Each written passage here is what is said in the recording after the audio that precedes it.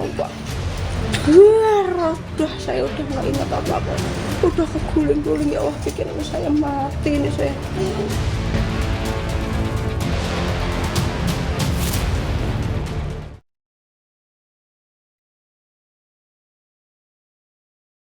Longsor yang melanda Desa Kasimpar, Kecamatan Petung Kriono, Kabupaten Pekalongan, Jawa Tengah, meninggalkan duka dan trauma bagi warga.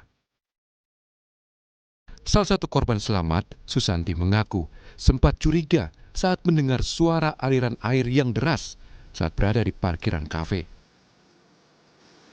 Khawatir mendengar gemuruh petir dan melihat genangan air yang makin lama semakin tinggi, Susanti sempat mengabarkan keberadaannya pada sang suami, tepat sebelum longsor menghantam kafe.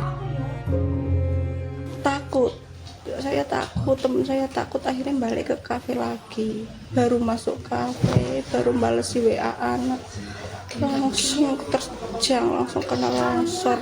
Alhamdulillah tersangkut, Pak.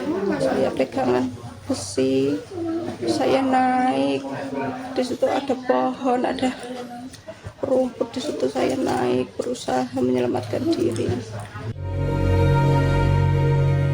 Di tengah ketakutan, Susanti dan beberapa warga selamat lain pun berlindung di sebuah gudang. Setelah 3 jam menunggu, bantuan akhirnya datang. Lalu ada seperti kayak gudang ada semen, apalah material di situ. Yang masih bisa berjalan itu pada menyelamatkan diri ke situ 5 orang. Yang saya lewati ada 2 orang suami istri yang baru masuk, sama aja kayak saya masuk ke situ. Kita hanya bisa menunggu bantuan kan, orang sekitar 3 atau 4 jam bertahan di situ. Terus bantuan pertama kali datang orang Kasimpar.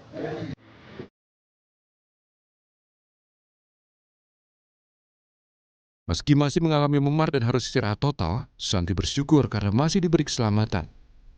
Ia pun turut sedih memikirkan begitu banyak warga yang kehilangan keluarga dan kerabat. Hingga Rabu, ada 21 korban tewas, salah satunya bayi berusia 5 bulan. Jenazahnya ditemukan sukarelawan dengan melibatkan 2 anjing pelacak karena longsoran tanah menimbun hingga kedalaman 5 meter. Saat kejadian, sang bayi bersama kedua orang tuanya berada di dalam rumah. Kedua orang tua bayi itu ditemukan meninggal dunia. Karena kendala cuaca dan memasuki malam hari, proses pencarian korban longsor di Pekalongan dihentikan sementara dan kembali dilanjutkan hari ini. Tim Liputan Kompas TV.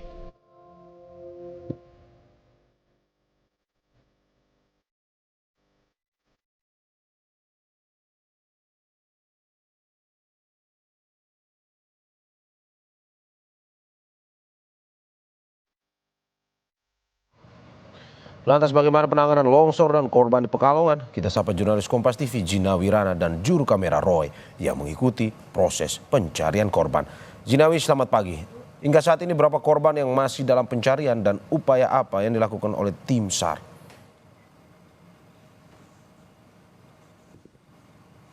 Ya baik Mario, pada hari ini merupakan hari ketiga pencarian korban longsor di Desa Kasimpar, Kecamatan Petung Kriono, Kabupaten Pekalongan, Jawa Tengah. Perlu diketahui juga ini Mario, di belakang saya ini sedang dilakukan apel untuk para petugas yang nanti akan melakukan evakuasi di Desa Kasimpar.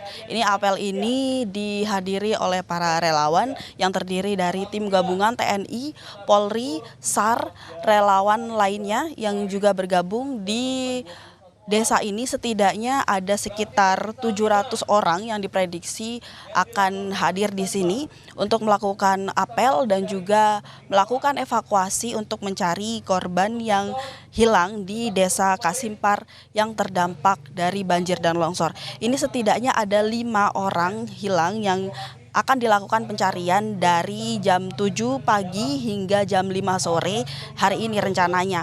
Dan juga ini juga ada penambahan alat berat seperti eskavator untuk dilakukan di wilayah longsor, di mana di sana memang jalannya ini rusak dan juga jalannya tertimbun, sehingga ini ditambahkan alat berat untuk memperlancar dari lalu lalang kendaraan dan laju dari para relawan agar bisa melakukan evakuasi dengan maksimal seperti itu.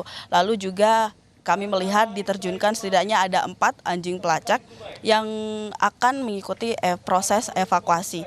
Nah, perlu diketahui juga ada beberapa titik-titik penting yang akan disisir nanti, di mana di sana diprediksi masih ada korban hilang.